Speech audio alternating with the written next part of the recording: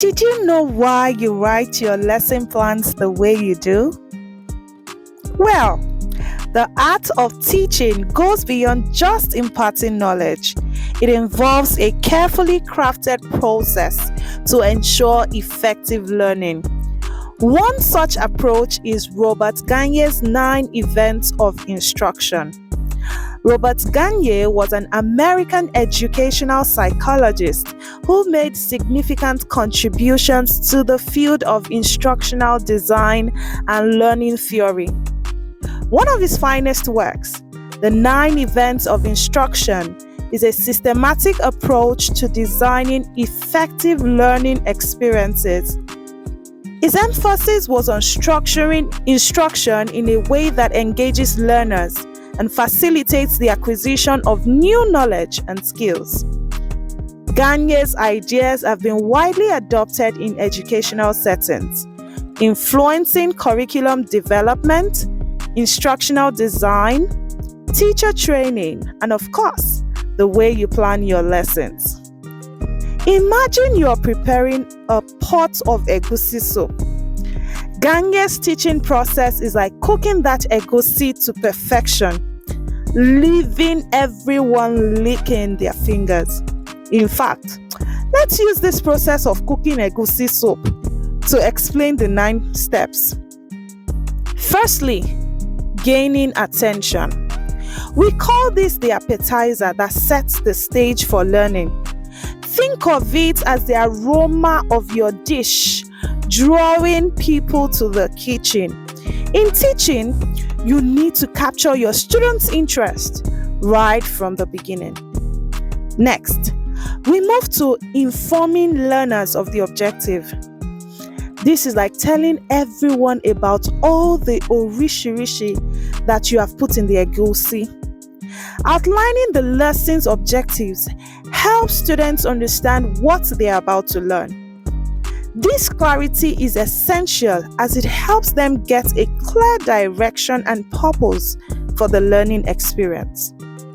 Now, stimulating recall of prior learning is like serving your Egusi with your guest's favorite swallow, be it eba, semo, or pounded yam.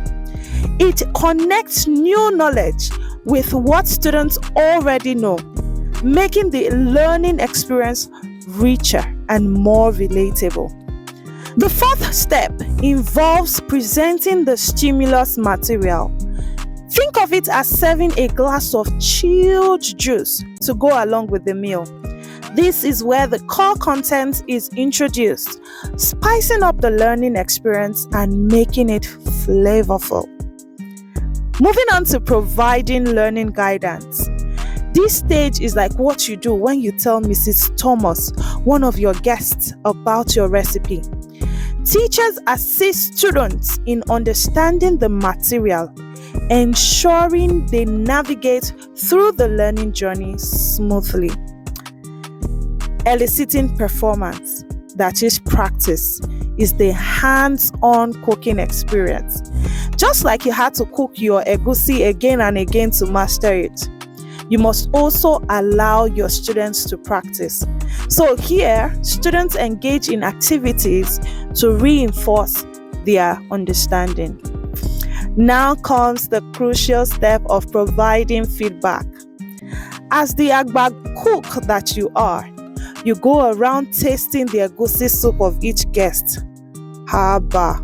Auntie, this one is salt seasoned with Egusi. Constructive feedback allows students to assess their progress, making adjustments where possible. The 8th step, assessing performance, is the final presentation of your culinary prowess. Similarly, students' understanding is evaluated to ensure they've grasped the lesson. Finally, enhancing retention and transfer is preserving your Egusi recipe for future use.